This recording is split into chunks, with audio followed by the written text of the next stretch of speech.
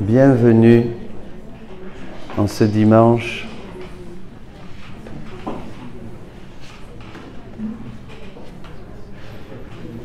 On est content d'être là. Oui, merci d'être venu. Comme je disais, je vous vois très muet, très silencieux. C'est après la messe, hein, c'est normal. Vous êtes encore tout recueillis. Voilà, donc une belle journée dans la divine volonté. Alors, quels sont ceux qui viennent, qui pour la première fois écoutent parler de la divine volonté? Ah, quand même, 1, 2, 3. Direct ou par vidéo? Non, mais d'une manière générale. Donc, qui n'ont jamais entendu parler, qui savent à peine de quoi il s'agit. C'est ça? Oui? C'est bien.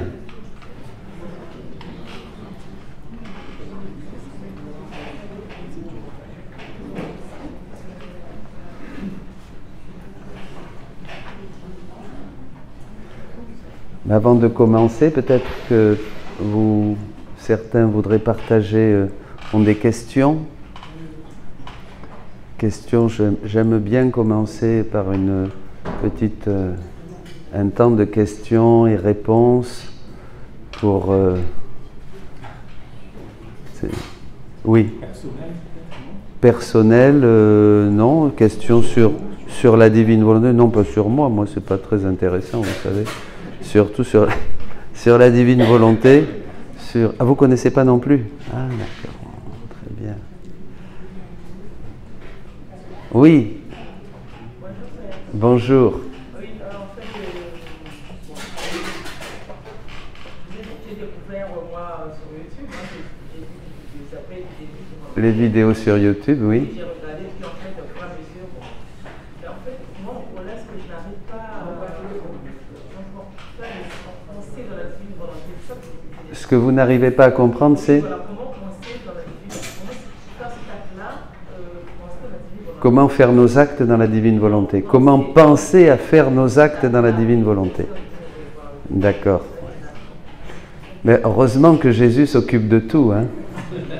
Vous savez, il dit qu'une fois qu'on a décidé, qu'on a l'intention de tout faire dans la divine volonté, de tout. Déjà le matin, on fait l'acte préalable. Vous connaissez l'acte préalable? L'acte préalable, Jésus dit à Louisa que le matin, on va dire au bon Dieu, tout ce que je vais faire aujourd'hui, toutes mes pensées, toutes mes paroles, tous mes mouvements, tous mes pas, voilà, que tout soit dans ta divine volonté. Je vais déjà demander et inviter la divine volonté dans tous mes actes de la journée. Voilà, ça prend combien de temps?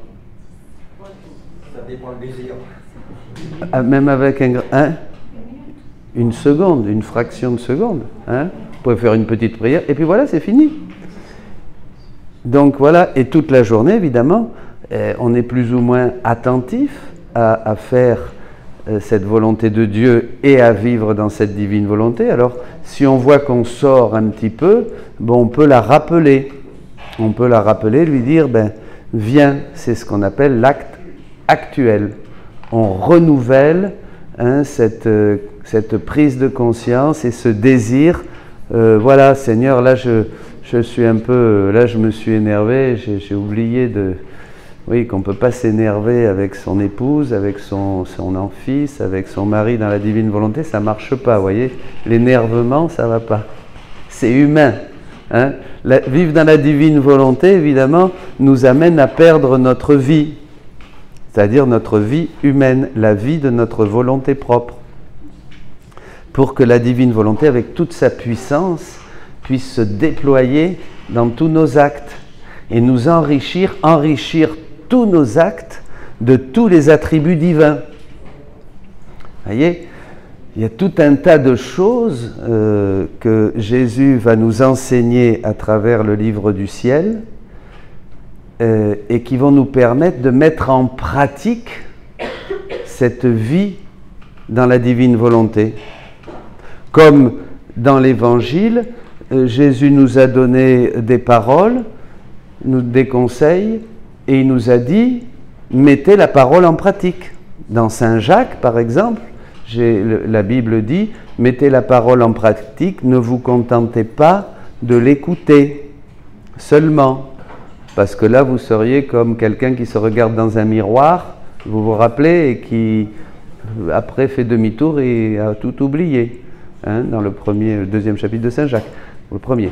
Donc, voilà, mettez la parole en pratique. Eh bien là, pareil, Jésus va nous dire des choses, vous voyez, il nous en a dit déjà depuis 2000 ans. Hier, on fêtait Sainte Thérèse de l'Enfant Jésus. Hein. Combien de trésors et de merveilles, vous connaissez Thérèse de l'Enfant Jésus? Combien de trésors et de merveilles Jésus a donné à la petite Thérèse. Et il faut les mettre en pratique. Hein. Quand Jésus parle à travers un saint, une sainte, ce n'est pas des paroles en l'air. Et généralement, c'est toujours pour réaviver ce qui est dans l'Évangile, pour nous expliquer ce qui est dans l'Évangile. Hein, ce que le catéchisme de l'Église dit au numéro 66. Alors c'est très bien d'avoir des cahiers. Hein. Là, il y a toute une série que je suis en train de mettre sur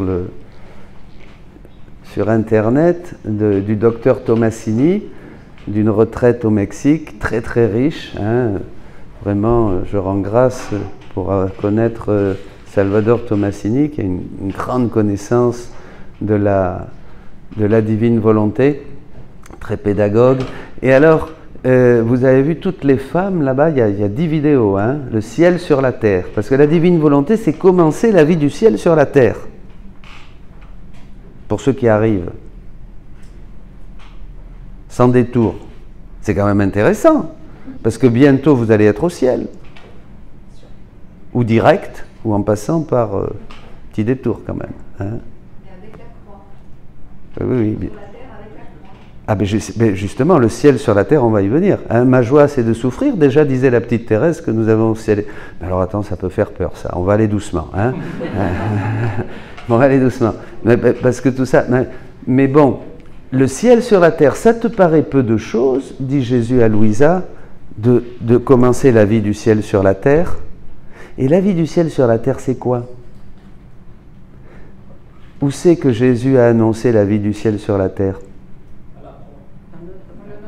Dans le Notre Père.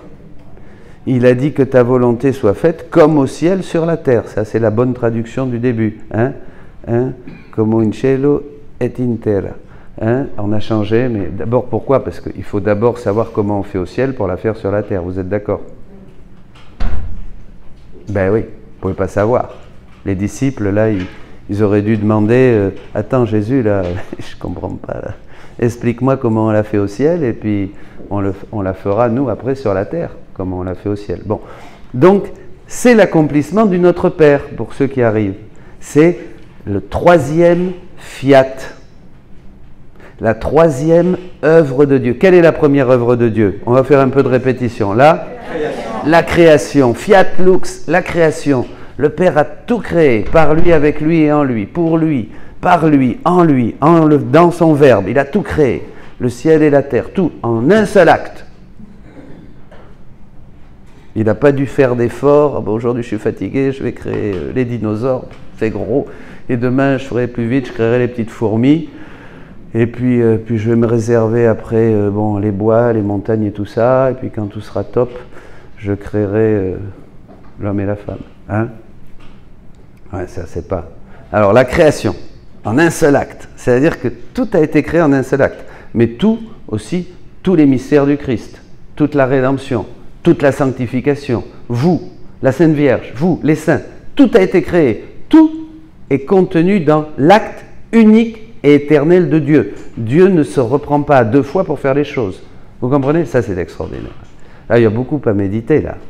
Il y a ça nous... l'acte unique et éternel de Dieu. La création. 2e œuvre. La rédemption. Jésus, l'incarnation rédemptrice, qui n'était pas nécessaire. Vous êtes d'accord ?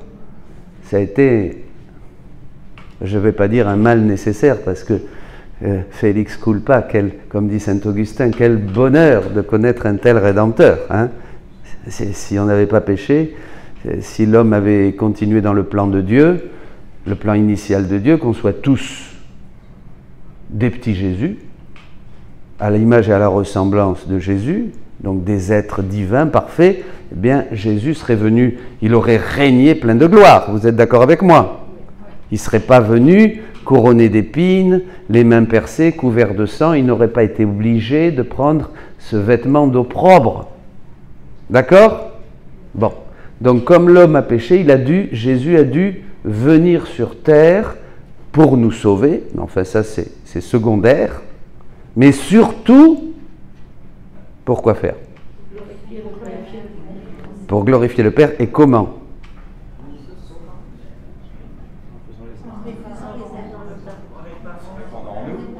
En refaisant l'homme.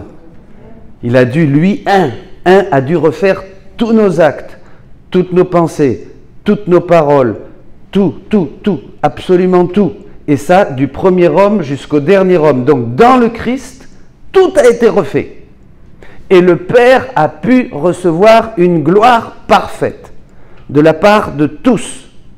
Clarisse, c'est ça? Clarisse a été complètement refaite.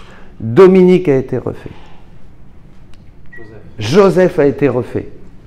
Jacques a été refait. Emmanuel a été refait. Vous voyez, vous avez cette vie que le Père de toute éternité a voulu pour chacun de nous. Vous vous rappelez la lettre de saint Paul, de toute éternité le Père nous a voulu saint immaculé, pour marcher en sa présence. Chacun de nous est sorti de Dieu et nous existons dans la pensée du Père de toute éternité, mais Jésus nous a redonné ce que nous avons perdu. Vous comprenez? Vous me suivez? Jésus nous a refait parfait, tel que le Père nous a voulu de toute éternité. Alors donc, cette vie, votre vie nouvelle, elle est faite. Votre vie nouvelle, ta vie nouvelle, elle est faite. Ma vie nouvelle, elle est faite. Elle est en Jésus. Je vous donne ma vie et je vous la donne en abondance. Donc Jésus a tout refait. Dans sa résurrection, nous sommes tous comme Jésus, beau ressuscité. Voyez? Mais il va falloir prendre cette vie. Il va falloir prendre cette vie, comme dit le catéchisme, numéro 521, il va falloir revivre et laisser Jésus vivre sa vie en nous et nous vivre notre vie en lui, dit le catéchisme. Il va nous falloir vivre les états et les mystères de Jésus, numéro 521. Tout ça, je vous disais, parce que dans la vidéo « Le ciel sur la terre », vous voyez toutes les femmes latines, là, les hommes, ils sont tous là, ils ont tous des tables, et ils notent. C'est très important. La divine volonté n'est pas une spiritualité qui va s'ajouter aux autres. C'est une doctrine qui va reprendre tous les mystères de Dieu et de ce que Dieu a fait. Tout. Alors, la rédemption. Et la troisième œuvre, la sanctification. Alors, premier fiat, fiat lux, la création. Deuxième fiat, le fiat mihi, le fiat de Jésus et de Marie. Me voici, Père, pour faire ta volonté. Hein? Et le troisième fiat, où il est? Hein? Vous l'avez dit, non? Hein? Le troisième fiat dans l'évangile, où il est? Que ta volonté soit faite. Vous voyez? Fiat, ça veut dire que ça soit fait. Donc, la création, que ça soit fait, la rédemption, que ça soit fait. Troisième fiat dans le Notre Père, que ta volonté soit faite sur la terre comme au ciel. Jésus dit que ce fiat du Notre Père, c'était pour le futur, c'était une promesse, plus qu'une prière. C'est une promesse pour le futur. Voyez? C'était pas, il dit que c'était pas pour l'évangile vraiment. Dans l'évangile, il dit, j'ai juste dit aux apôtres qu'il fallait faire la volonté de mon Père, comme moi je l'ai fait, mais j'ai pas donné plus d'explications. Parce qu'il n'était pas capable, dit-il à l'époque. Voyez? Il a donné, dit-il, les consonnes et les voyelles dans l'évangile. Alors attention, tout est dit, mais tout est en Jésus. Il n'y a rien qu'on peut rajouter à la révélation publique. Hein? Ah ben non, parce que là, il n'y a pas, on ne peut pas rajouter. Celui qui voudrait rajouter quelque chose, hein, qu'il soit anathème, vous êtes d'accord? Mais tout n'est pas explicité, tout était seulement en Jésus. Ça, c'est très important. C'est le numéro 66 du catéchisme. 66. Au long des siècles, l'Église va expliciter tout ce qui est contenu, hein, dans celui qui est le royaume, Jésus. Il dit, je ne pouvais pas tout dire. Il le dit dans Saint Jean, chapitre 16. J'ai beaucoup de choses à vous dire, mais vous ne pouvez pas pour le moment, alors tranquille. Calmez-vous, ça va venir. C'est venu au long des siècles, hein, mais bon, mais par petites gouttes, il dit, au sein, jusqu'à Louisa, j'ai révélé surtout mon humanité. Vous connaissez ce beau chapitre de l'Ordre de la Providence, au volume 12, hein, ça, on pourra le lire si vous voulez.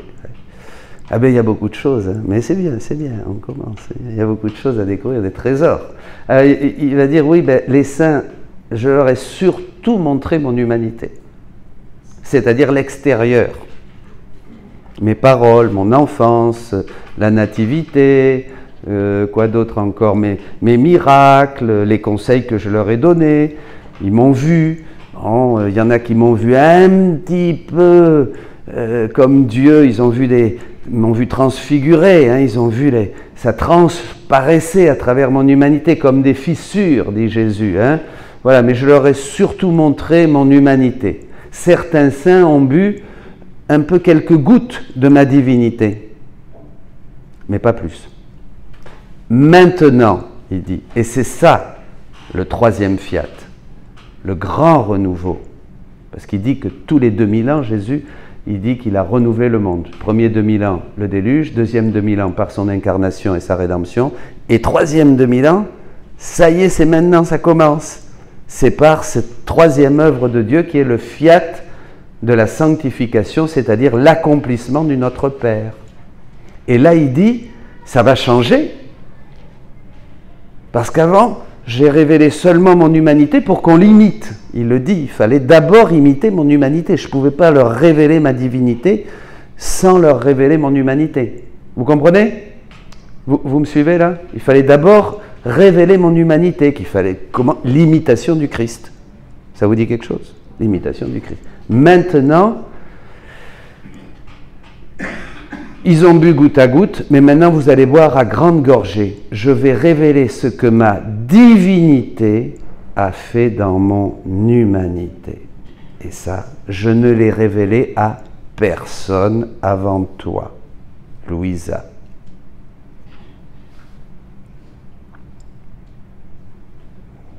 Ça, on ne savait pas. On ne savait pas. Non, oui. Oui. Par rapport à cette œuvre, Cette œuvre versus l'œuvre de Maria Valtorta, qu'est-ce qui pourrait différencier dans les révélations? ah oui. Alors c'est différent. Maria Valtorta, c'est une visionnaire. On va voir l'extérieur de Jésus toujours. Hein. Là, dans Louisa, c'est plus qu'une narration. Là, c'est la troisième œuvre de Dieu. Après la création et la rédemption, c'est la sanctification, mais c'est par l'œuvre de l'Esprit Saint qui va achever toute sanctification, c'est-à-dire que le Saint-Esprit, à travers l'œuvre que Dieu a voulu faire en Louisa, et pour vous, parce que Louisa c'est rien, c'est la première, c'est tout. C'est pour ça que même, c'est Louisa, comment dirais-je, elle ne voulait pas, elle était pauvre, elle a vécu 60 ans dans son lit, elle avait 1 an d'école, elle résistait, Jésus, bon, l'a maintenue 60 ans dans son lit, et lui a révélé ça jour après jour quand elle sortait hors de son corps, mais c'est pas un message. Le message, c'est pas le message de la Sainte Vierge à Fatima, c'est pas le message de tel voyant, c'est pas le message, c'est pas ça. Louisa, Dieu faisait d'abord, ben là, il faut rentrer dans des questions annexes, alors je ne veux pas trop compliquer. Dieu faisait d'abord en Louisa une œuvre substantielle, comme dirait Saint Jean de la Croix. Une parole, plus que des paroles substantielles, c'est une œuvre substantielle. Et quand elle était faite, il la transmettait au monde à travers ce que Louisa écrivait 2 jours après. Vous voyez ? Et là, dans les 36 volumes, pour ceux qui commencent, il faut savoir qu'il y a 36 volumes. Alors, c'est-à-dire, tout est touché, tout explose. La création, le péché originel, la rédemption, les souffrances de Jésus, les actes, la prière, tout. La Vierge Marie, l'Eucharistie et la Vierge Marie, mon Dieu, des choses qu'on n'avait jamais entendues. Voilà. Bon, mais surtout, alors je reviens, surtout, ce qui est important, c'est que dans ce 3e fiat, Jésus dit, on lira le texte, qui est très important, l'ordre de la providence. Dans ce 3e fiat, il va révéler ce que la divinité a fait dans son humanité. Et ça, il ne l'avait révélé à personne. Alors on va savoir qu'est-ce que faisait la divinité dans l'humanité de Jésus.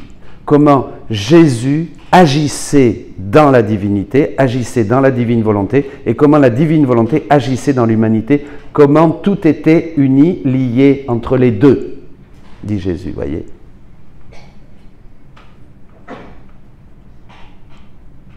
C'est des actes divins qui avaient un effet absolument sur toute la création, sur tout le cosmos, sur tous les hommes de tous les temps. Par exemple, je prends un exemple toujours, mettez un plat de viande, et là, vous mettez un chien, là, vous mettez un bon cateau, un de nous, par exemple, et là, vous mettez Jésus. Les 3 mangent. Est-ce qu'ils ont fait la même chose ? Apparemment, oui, ils ont mangé les 3, ils ont mastiqué, ils ont digéré. Le chien, le bon cateau et Jésus. Vous êtes d'accord avec moi ? Oui. Mais est-ce que c'est la même chose ? Non. Le chien, qu'est-ce qu'il a fait ?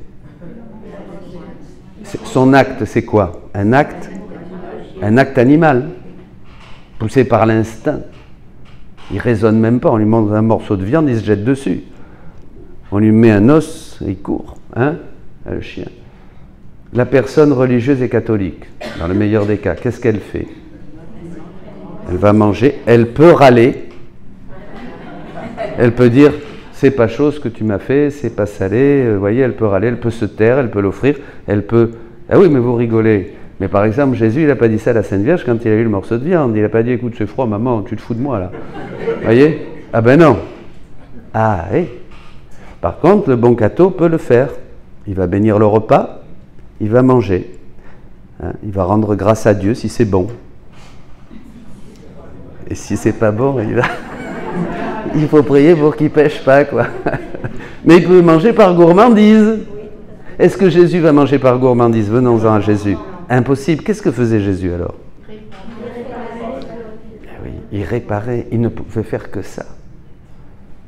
Tous les actes de Jésus, d'abord, peu importe ce qu'il mangeait, il ne s'attachait pas si c'était bien, bon, pas bon, il mangeait.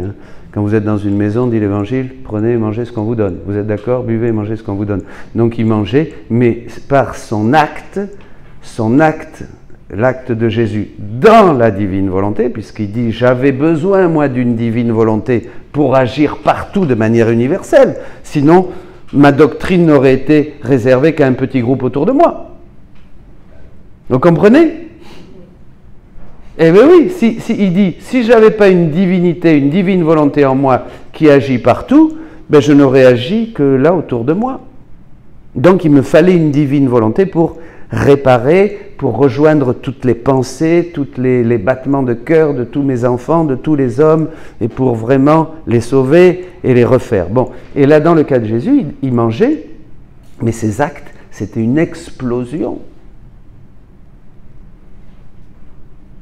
d'effets dans tout le cosmos, dans toute la rédemption, dans toute la sanctification. C'est comme la Sainte Vierge, quand elle mangeait, prenait son petit déjeuner à Nazareth. Apparemment, ah ben oui, tiens, c'est Marie, la femme de Joseph, prend son petit déjeuner. Un truc oriental, comme on fait là-bas, quoi. Mais qu'est-ce qui se passait ? Puis, apparemment, il n'y a rien. Mais chaque acte de la Vierge Marie qui mangeait, c'était une explosion de maternité divine, puisque tous ces actes étaient des actes de maternité divine. Donc déjà, nous étions déjà tous inclus dans ces actes. Elle nous enfantait. Vous voyez? Alors dans cette troisième œuvre de la sanctification, dans ce troisième fiat, Jésus va nous révéler, et c'est là tout le livre du ciel, va nous révéler ce que la divinité faisait dans son humanité pour nous le montrer et nous dire maintenant faites pareil. Il dit à Louisa, et il vous dit à chacun, ben, maintenant que je t'ai dit comment je faisais, pourquoi tu ne peux pas le faire toi?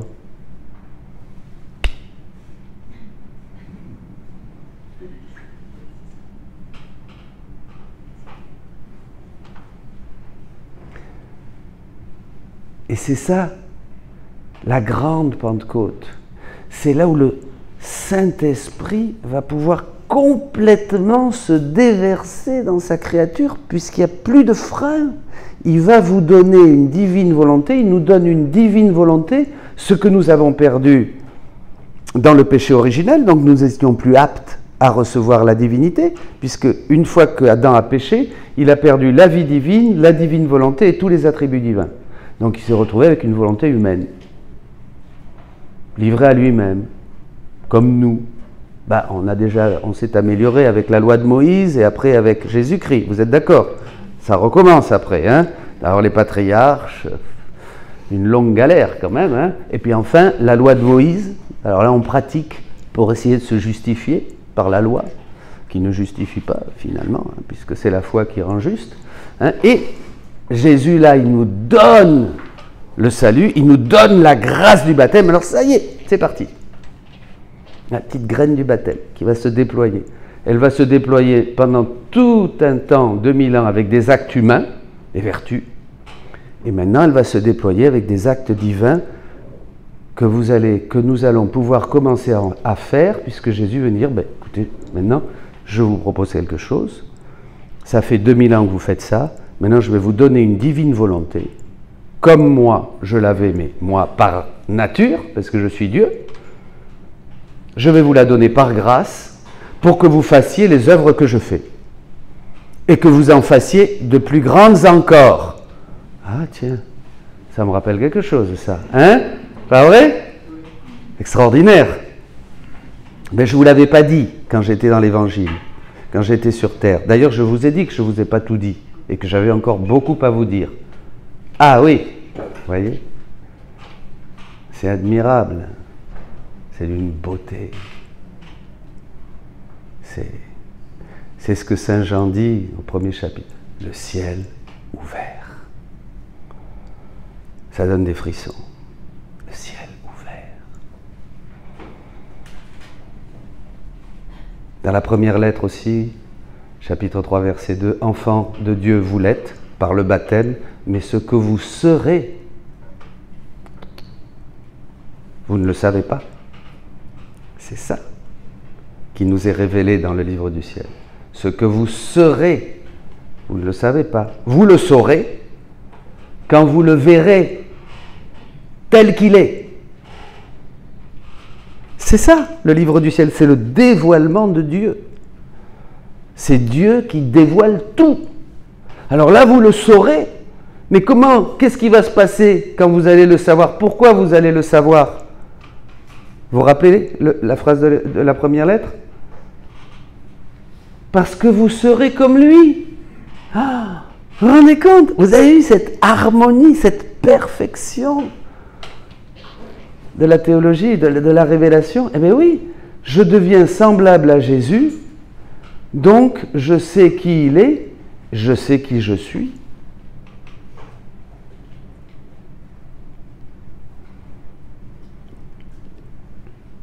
C'est magnifique, hein? Ah oui, c'est magnifique. Et puis, c'est tellement réel. Nous qui vivons dans un chaos, parce qu'on s'imagine que les choses spirituelles ne sont pas réelles, évidemment, parce qu'on a le palais qui est encore sale. Donc on ne perçoit pas au-delà du voile des choses. On va seulement percevoir ce qui va mal. Ah, je suis malade, le voisin m'embête, celui-là il n'est pas gentil avec moi, et puis ceci, et puis cela, on va seulement voir ça. On ne perçoit pas, au-delà du voile, même de la création, on ne perçoit pas dans la création le message de Dieu dans le soleil, dans l'oiseau, dans la plante. Hein. Jésus dit que dans toute chose créée, il y a trois choses. Il y a bien sûr un amour, une valeur et une tâche que vient nous donner cette chose créée, l'eau, le soleil, la pluie, le vent, tout ça, ça vient nous donner quelque chose pour nous, pour l'homme, puisque tout est créé pour l'homme, mais il y a aussi un message et une valeur, mais ça on ne le voit pas.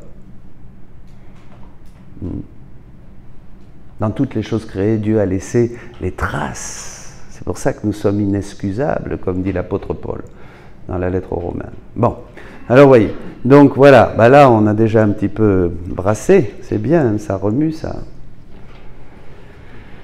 Donc le troisième fiat, c'est ça, création, de rédemption, troisième, la sanctification, l'accomplissement de la promesse du Notre Père. Bien. Alors, il y avait une autre question aussi. Voilà, madame. Moi, il y a quelque chose qui me perturbe sur la conception de Jésus. Quelque chose vous perturbe sur la conception de Jésus. Il faut demander à la Vierge Marie. Elle va. Hein? Que Jésus a été formé, en fait, avec 5 gouttes de sang de la Sainte Vierge. Oui, oui. 5 gouttes, pourquoi pas une goutte, pourquoi pas 2? Parce que c'est Jésus qui le dit. L'humanité de Jésus n'a pas été un embryon, évidemment, qui s'est développé, vous me suivez. Hein? Elle a été formée d'un seul coup, toute petite comme une noisette, et parfaite. Mais il a fallu prendre de cette terre de Marie. Et oui, il est vrai Dieu et vrai homme. Et son humanité, il l'a pris de Marie. Vous êtes d'accord? Eh bien, évidemment. C'est très beau. Et Jésus dit qu'il l'a pris avec 5 gouttes du sang. Alors, là, on entre dans quelque chose qui est très important, c'est la foi. C'est-à-dire, on parlait de la foi aujourd'hui, je dois croire, d'abord, je dois croire que c'est le même Jésus de l'Évangile. C'est le même. Jésus dit à Louisa, mes œuvres sont connexes, elles ne s'opposent pas. J'ai parlé dans l'Évangile et là je continue, c'est la même chose. Mais là je dis ce que je n'avais pas dit. Et ça c'est très très important. Il le dit. Alors évidemment, si on ne donne pas crédibilité à ce que dit Jésus, eh ben c'est foutu. C'est pas la peine, vous n'allez pas comprendre. Pourquoi? Parce que je ne peux pas avec ma raison juger Dieu. Jésus dit dans le livre du ciel, ceux qui s'opposent, qui soupçonnent ou qui veulent analyser, eh bien ils recevront le jugement de leurs analyses. Je ne peux pas moi me mettre au-dessus de Dieu et de juger. Alors voyons, si oui, le livre du ciel, bon non là Jésus... On va se foutre du monde quand même. Bon, alors, continuons. Ça, c'est certains théologiens, je ne dis pas tous. Hein, voyez. Alors, non, c'est pas possible. Il le dit, le Seigneur. Il dit, ils seront jugés, ils recevront le fruit de leur jugement. Vous comprenez? C'est là où on revient au cœur d'enfant. Donc, première chose, alors je vais vous dire quelque chose de très important. Première chose, donc ça. Et attention, parce qu'il peut avoir l'illusion aussi. On peut partir. La deuxième chose, et ça, Monseigneur Cassati, au début, quand on a réouvert le procès de Louisa et tout ça, donc dans les années 90 et quelques, je ne me rappelle plus, insistait beaucoup. D'un côté, le livre du ciel, et de l'autre côté, le magistère de l'Église. Les deux. La parole de Dieu, le catéchisme.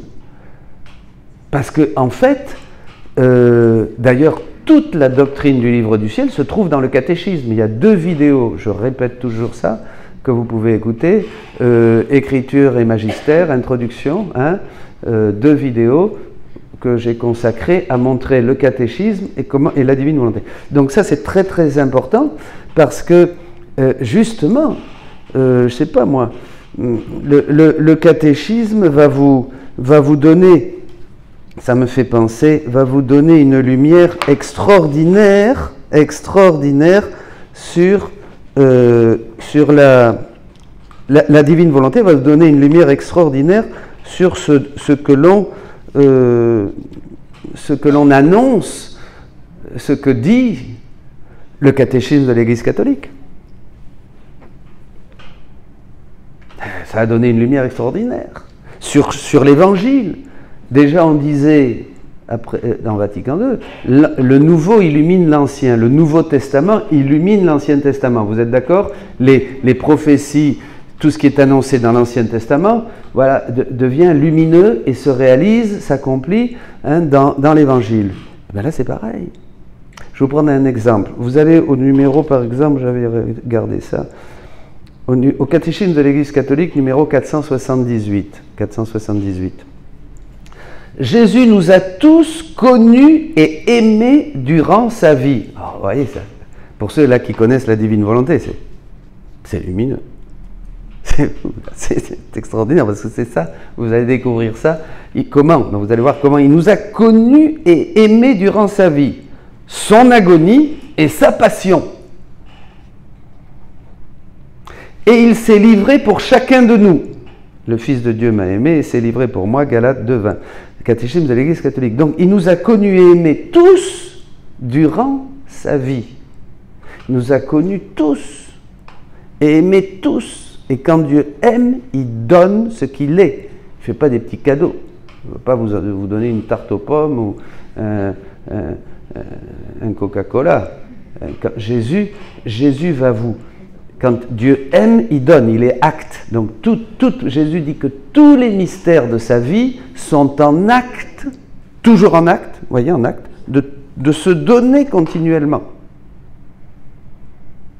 Pour que vous les fassiez vôtres et que vous les répétiez dans vos vies.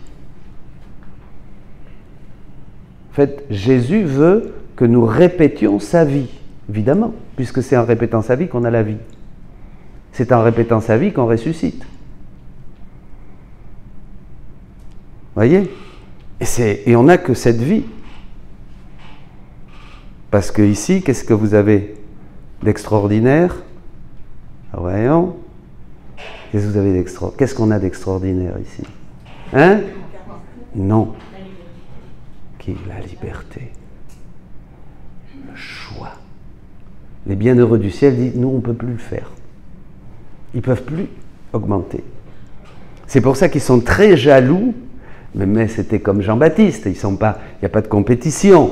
Il n'y a pas de compétition entre Isaïe, Jérémie et Jean-Baptiste.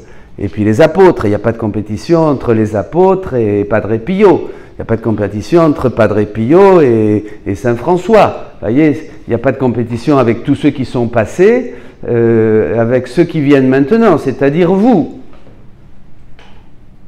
Puisqu'ils ont fait leur part.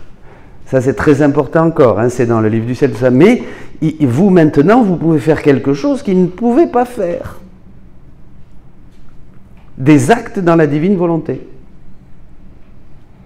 Parce que je vous ai parlé du chapitre 80 du livre 12, parce qu'il dit, ça, je ne l'avais pas encore dit. On n'avait pas le manuel, on ne savait pas, il le dit, Jésus, je ne l'avais pas dit. Tu peux chercher... dit-il ailleurs, dans tous les livres de saints, dans toutes les doctrines, tu ne trouveras pas, toi, Louisa, ce que je te révèle. Tu ne trouveras pas. Tu ne trouveras pas. Tu trouveras des intuitions. Une très belle intuition, par exemple, hier c'était la Sainte Thérèse et la petite Thérèse. Ramasser une épingle avec amour peut sauver une âme. Que peuvent faire des souffrances? Donc déjà, elle avait l'intuition de ces choses-là, puis d'autres choses. Et puis d'autres saints ont eu des intuitions extraordinaires. Mais ils ne savaient pas ce que ce serait entre ce que savait Thérèse et ce que maintenant vous savez en lisant le livre du ciel. C'est un abîme. Vous vous rendez compte? Elle est docteur de l'Église, hein? Mais vous vous rendez compte, maintenant, il vous suffit de lire et de commencer à mettre en pratique ces choses et de découvrir tous les trésors que Jésus donne maintenant.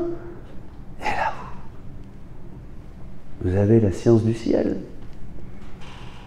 Vous connaissez les choses, comment elles se font au ciel, et comment vous pouvez les faire sur la terre, puisque vous avez la liberté jusqu'au dernier jour. Et on est plus attentif quand on ramasse une aiguille ou une poussière maintenant.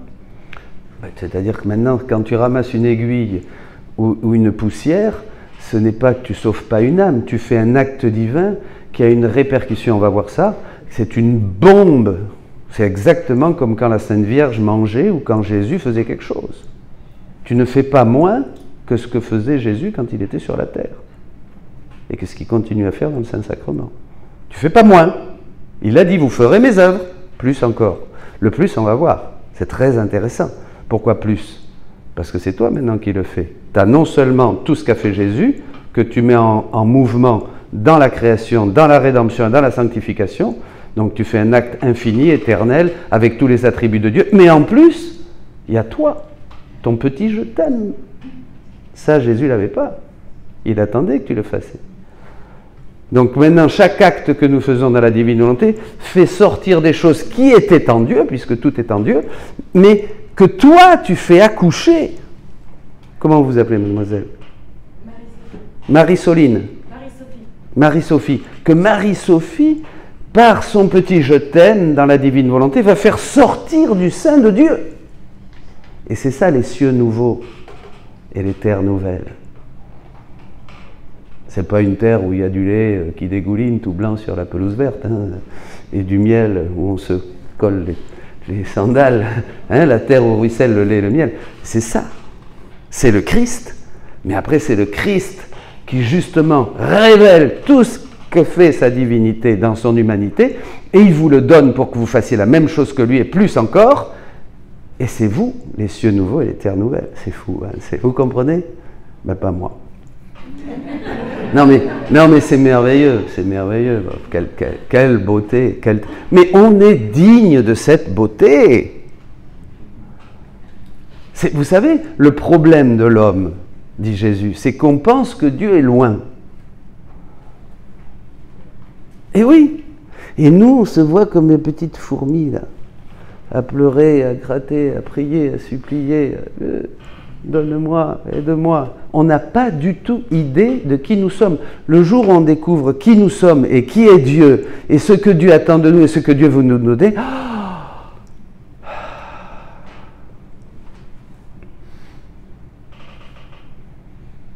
vous avez de la chance, vous savez. À tous les jours, je me dis ça.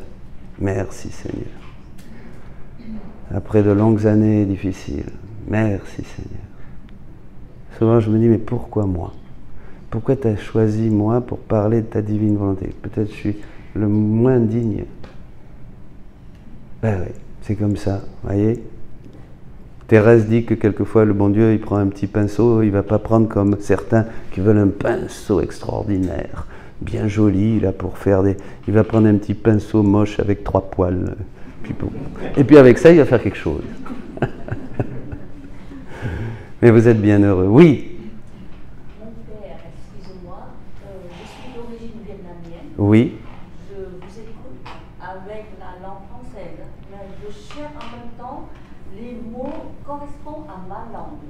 Ah mais c'est bien. Tout à l'heure, voilà, donc il y a une amie vietnamienne à côté. Et une troisième, non? Hein? Là-bas qui organise, Patricia. Oui. Voilà, donc notre ami là, à côté m'a demandé comment on traduit le mot la divine volonté en langue vietnamienne. Ça, je ne sais pas. Voilà. Est-ce qu'il y a une nuance?